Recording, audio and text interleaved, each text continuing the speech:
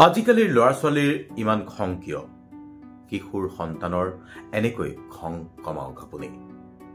এতিয়া লগ পোৱা প্ৰায় সকলো অভিভাৱকেই আমাক সোধে যে সন্তানে কথা নুশুনে, যিকোনো কথাত খং কৰে, খং নকৰিবলগীয়া কথাটো খং কৰে, ৰুমৰ ভিতৰত সোমাই থাকে, বাহিৰলৈ ওলাবলৈ মুঠেই ইচ্ছা নকৰে। কি কৰা যায়, উপায় এটা দিব পাৰি নেকি? উপায় সম্পৰ্কে আলোচনা কৰাৰ পূৰ্বে জানিব লাগিব আজিৰ তাৰিখৰ কিশোৰ কিশোৰী কিয় ইমান খঙাল হৈছে, উগ্ৰ হৈছে। খঙাল হোৱাৰ কাৰণটো নাজানিলে সমাধানো উলিয়াব পৰা নাযাব। আপুনি মই আজি যিসকল অভিভাৱকৰ বয়স 40ৰ বেছি, আমি বেছিভাগেই প্ৰথিতযশা সাহিত্যিক হোমেন বৰগোহাঁইদেৱে লিখা আলোচনা কৰা কৈশোৰ দেখিছো। সেই যে হাউদৰ পুতেকে নাও মেলি যায় উপন্যাসখনত বাপুকণে ৰেণুক দেখি বীৰত্বপূৰ্ণ কাম এটা কৰি দেখুৱাবলৈ বাৰাণ্ডাৰ পৰা জঁপিয়াই দিওঁতে পৰিছিল, আজিকালি ল'ৰা ছোৱালীৰ সেই শৈশৱ কৈশোৰ মুঠেই নাই। গতিকে একবিংশ শতিকাত তেওঁলোকৰ শৈশৱ কৈশোৰৰ অনুভূতি সলনি হৈছে। তেওঁলোকৰ আজিৰ দিনত বাপুকণৰ মানসিকতা নাই। আপুনি মই গম নোপোৱাকৈয়ে তেওঁলোকৰ দুনিয়াখন বহুখিনি আগুৱাই গৈছে। এতিয়া যদি তেওঁলোকৰ মনোজগতত কি চলিছে তাকে নজনাকৈ কেৱল শাসন কৰিবলৈ লোৱা যায়, তেওঁলোকৰ পৃথিৱীখন সম্পৰ্কে আমি অজনা হৈ যদি থাকো, কোনো কালেই সন্তানৰ খং কমাব পৰা নাযাব।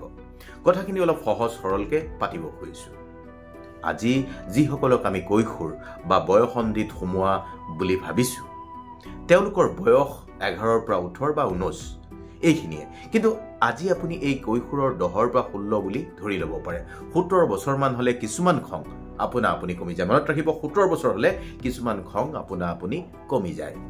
এতিয়া আজিৰ কথাখিনি পাতোতে আমি 4টা কথাক প্ৰাধান্য দিম। সন্তানে স্কুলত কি পৰিৱেশ পাইছে, সমনীয়াৰ পৰা কেনে ব্যৱহাৰ পাইছে। দ্বিতীয় কথা, সামাজিক মাধ্যমত কি ধৰণৰ পৰিৱেশ পাইছে আৰু ইণ্টাৰনেট বা অনলাইনত থাকি কেনে মানসিকতা গঢ়ি তুলিছে। চতুৰ্থ কথা, ঘৰখনত কেনেকুৱা পৰিৱেশ পাইছে। এই কথাকেইটা স্পষ্ট হলে আপুনি যদি অভিভাৱক সন্তানৰ মানসিকতা বুজি পাব। আজি এনেকুৱা নালাগেনে আমি আমাৰ সন্তানক পাৰফেক্ট কৰি তুলিবলৈ অহৰহ হেঁচা দি মানসিক উদ্বেগ বঢ়াইছো। আজি স্কুলত, ছচিয়েল মিডিয়াত আৰু সামাজিক পৰিৱেশত ল'ৰা ছোৱালীক পাৰফেক্ট হোৱাটো আমি জৰুৰী বুলি ভাবিবলৈ লোৱাৰ পৰাই আমাৰ জটিলতা আৰম্ভ হৈছে। সন্তানে ব্যাপক মানসিক সমস্যাৰ সন্মুখীন হৈছে। বয়সন্ধিৰ সময়খিনিত আচলতে দ্ৰুত আৱেগিক আৰু মানসিক বিকাশ হয়। সেই সময়খিনিত আমাৰ সামাজিক পৰিৱেশে যি কথা যেনেধৰণে শিকাবলৈ লয়, সেই ধৰণেই মানসিকতা গঢ় ল'বলৈ লয়। আচলতে বয়সন্ধিৰ সময়খিনি আত্মপৰিচয় গঢ়ি উঠাৰ সময়। নিজৰ সম্পৰ্কে, যিকোনো মানুহৰ অভ্যন্তৰত থকা মই সম্পৰ্কে এক বিৰাট সচেতনতা আহিবলৈ লয়। বুজি পাইছে কথাখিনি? অলপমান স্বাধীনতা, অলপমান আত্মপৰিচয়ৰ সন্ধান কৰিবলৈ লয় তেওঁলোকে। সেইকাৰণে এইখিনি সময়ত অভিভাৱকৰ দায়িত্ব বহু বেছি।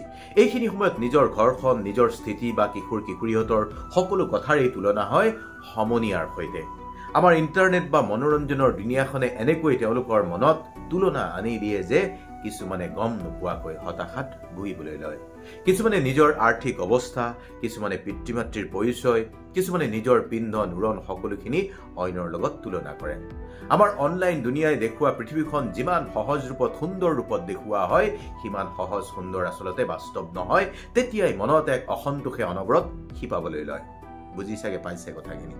যদি বিজ্ঞানৰ ফালৰ পৰা কথাখিনি চোৱা যায়, এই বয়সন্ধিৰ সময়ত ল'ৰা বা ছোৱালীৰ শৰীৰত কিছুমান হৰমনৰ তাৰতম্য হ'বলৈ ধৰে। শৰীৰত কিছুমান নতুন হৰমনে ক্ৰিয়া কৰিবলৈ লয়, যাৰ ফলত মাত সলনি হোৱা, থুতৰিত দাড়ি নোম গজা আদি দৈহিক পৰিৱৰ্তন কিছুমানো আপোনাৰ চকুত পৰে। আনপিনে মনটোত বীৰত্বপূৰ্ণ কিবা এটা কৰা, মানুহৰ দৃষ্টি আকৰ্ষণ কৰিব খোজা আদি নানানটা কথাই খেলিবলৈ লয়, দোলা দিবলৈ লয়। ইয়াৰ মাজত আটাইতকৈ ডাঙৰ প্ৰত্যাহ্বান আছে অধ্যয়নৰ ক্ষেত্ৰখনক নিজকে আগুৱাই নিয়া। পৰিস্থিতি যিয়েই নহওক, পঢ়া শুনাত ভাল হ'বই লাগিব। পঢ়া শুনা ঠিকমতে যদি নহয়, কোনেও অলপো গুৰুত্বই নিদিব। অভিভাৱকৰ অহৰহ হেঁচা আছেই। ভাল ৰিজাল্ট নহলে কুকুৰেও বাট এৰি নিদিব বুলি কোৱা আপুনি শুনিছে চাগে। আমাৰ আজিকালি যিকোনো লোকেই কৈশোৰত ভৰি দিয়াসকলক সমালোচনা কৰে। তেওঁলোক উশৃংখল, য'ত ত'ত কেৱল মাৰপিট কৰে, তেওঁলোক উগ্ৰ। এই ধৰণৰ কথাৰে আমি তেওঁলোকৰ আচল সমস্যাবোৰ ঢাকি থৈ দিওঁ। আপুনিও দিছে। কিন্তু এতিয়া কেনেকৈ নিয়ন্ত্ৰণ কৰিব তেওঁলোকৰ খং? নিয়ন্ত্ৰণ কৰিব লাগিব আৱেগিক বুদ্ধিমত্তা, EQ বা EI। কিশোৰ কিশোৰীসকলক বুজিবলৈ আপুনি তেওঁলোকে নিজক বুজক সহায় কৰক খং কি কিয় উঠে তেওঁলোকক শিকিবলৈ দিয়ক যি খঙে আন অনুভৱ আঘাত ভয় লাজ ঢাকি ৰাখে সেই খং বৈধ হ'ব পাৰে কেতিয়াবা কিন্তু খঙৰ সকলো প্ৰকাশ এপ্ৰোপ্ৰিয়েট নহয় আৱেগিক বুদ্ধিমত্তা এতিয়া আপুনি কেনেকৈ শিকিব এনেকৈ শিকাব প্ৰতিদিনে কথা পাতিব প্ৰথম অৱস্থাত গেঙেৰি মাৰি উঠিব পাৰে উঠিলে উঠক লাহে লাহে আপোনাক উত্তৰ দিবলৈ আৰম্ভ কৰিব যদি ঘৰৰ বাহিৰত কিবা সমস্যা সূচিত হৈছে কেনেকৈ গম পাব নিজৰ সম্পৰ্কে সচেতনতা শিকক আজিৰ দিনটো কেনেকুৱা গ'ল সোধক আজিৰ দিনটোত বিশেষ কিবা ঘটিল নেকি সোধক এবাৰ আজি হঠাৎ মনটো বেয়া লাগিছিল নেকি সোধক আকৌ এবাৰ কিশোৰ কিশোৰীহঁতক শিকাওক কিদৰে লোকৰ কথা শুনিব লাগে বেলেগৰ কথা শুনাটো কিমান জৰুৰী সেই কথাটো জনাওক তাৰ মাজতো খং উঠিলে 1ৰ পৰা 10লৈ গণনা কৰিবলৈ শিকাওক দীঘল দীঘলকৈ উশাহ ল'বলৈ কওক বেছি খং কৰা কিশোৰ কিশোৰীৰ বাবে এক্টিভিটিছৰ দৰকাৰ হয় যেতিয়াই খং উঠা মন কৰে তেতিয়াই নিজে লিখি যোৱাৰ অভ্যাস শিকাওক অৰ্থাৎ সৰুৰে পৰাই দৈনিক লিখাৰ অভ্যাস শিকাওক লিখাৰ মানে আজিৰ দিনটোত কি হ'ল আজিৰ দিনটোত অনুভৱ কি আজি কি কি কথাত হঠাৎ বিচলিত হৈ পৰিলোঁ কি কথাত খং কৰিলোঁ সেইখিনিকে সদায় লিখি যাবলৈ দিয়ক কিছুমান কাম আছে যিবোৰে আৱেগ নিয়ন্ত্ৰণ কৰে যেনে এবিধ বিশেষ হবি গঢ়ি তোলাৰ অভ্যাস কৰক সংগীত ছবি অঁকা ব্যায়াম সুডুকু এইবোৰে মানে ডাঙৰৰ পৰা সৰুলৈকে সকলোৰে কামত আহে এইবোৰ মানে ইমোশ্যন কণ্ট্ৰল কৰিব পাৰি খং এটা আৱেগ কিশোৰ কিশোৰীহঁতক ইয়াৰ পৰা কেনেকৈ বাচি থাকিব পাৰি কেনেকৈ নিজক নিয়ন্ত্ৰণ কৰিব পাৰি স্পৰ্টছত অংশগ্ৰহণ মাৰ্চিয়েল আৰ্টছ ডান্স দৌৰা আনকি 10 মিনিটত যদি বেগাই খোজকাঢ়ে ফোপাই যোৱাকৈ তেতিয়াও খংটো তৎক্ষণাত নিয়ন্ত্ৰণ কৰিব পাৰে তেওঁলোকক জনাওক খং ঠিকেই আছে ইট ইজ অবভিয়াছ আক্ৰমণাত্মক হোৱাটো কাৰোবাক অসন্মান কৰাটো খং কৰি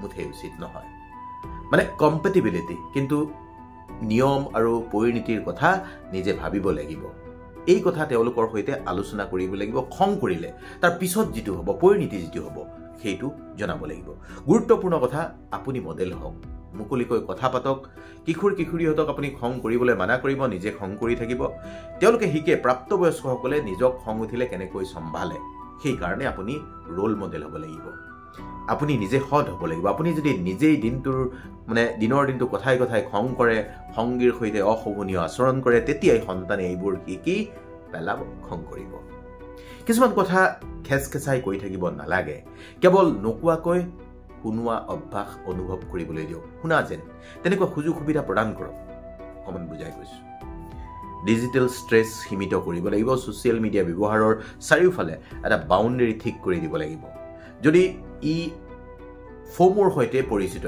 FOMO ফিয়াৰ অফ মিছিং আউট এটা নতুনকৈ টাৰ্ম আহিছে ছ'চিয়েল মিডিয়া যিসকলে ব্যৱহাৰ কৰে এখন ধুনীয়া পৃথিৱী ছ'চিয়েল মিডিয়াত ভালৰো ভাল এশৰ মাজৰ দুখৰ মাজৰ ফটো এখন আপলোড কৰা হয় ক'ৰবাত ফুৰি অহা ভাল খোৱা ভাল পিন্ধা এখন ৰঙীন দুনিয়া সকলোৱে দেখে পৃথিৱীৰ বাকী মানুহৰ জীৱনটো পাৰফেক্ট যেন লাগে নিজৰ জীৱনটো কিবা আধা আধৰুৱা যেন লাগে এইটোকে ফমো বুলি ভাবি লওক ফমো স্বীকাৰ কৰা লোক বা স্বীকাৰ হোৱা লোক তেওঁলোকে কি কৰে সঘনাই ফোনটো চাই বেলেগে কি ষ্টেটাছ আপডেট দিছে যদি বেলেগে আয়োজন কৰা কোনো অনুষ্ঠানলৈ আমন্ত্ৰণ কৰা নাই তেতিয়া তেওঁৰ দুখ অনুভৱ হৈছে যদি লাইক কমেণ্টৰ আশাত সঘনাই ছ'চিয়েল মিডিয়াত পোষ্ট দিছে তেতিয়াও ফমো বেলেগৰ জীৱন দেখি নিজকে কিবা অসম্পূৰ্ণ আধৰুৱা যেন অনুভৱ হৈছে ভাল নালাগিলেও বেলেগে আউটডেটেড বুলি মানে ভবাৰ আশংকাত সকলো কথাই ইয়েছ কৈছে এইটো ফোন সেইকাৰণেই ডিজিটেল ডিটক্সৰ অভ্যাস কৰিব লাগিব নোচোৱাকৈ গান শুনিব পাৰে স্ক্ৰীন টাইম কমক অৰ্থাৎ এক নিৰ্দিষ্ট সময়ৰ বাবে ডিজিটেল সৰঞ্জামৰ পৰা আঁতৰি থকাৰ অভ্যাস নিজেও কৰক সন্তানকো শিকাওক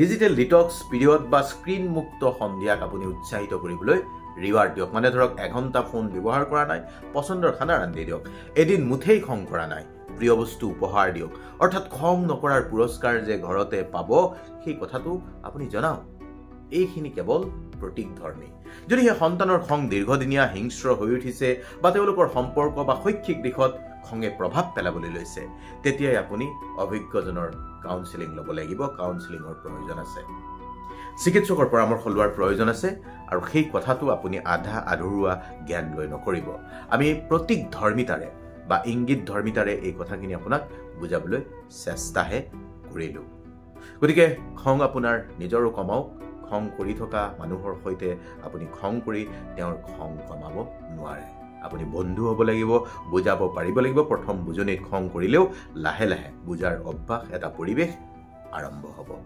বাকী ভালে থাকিব।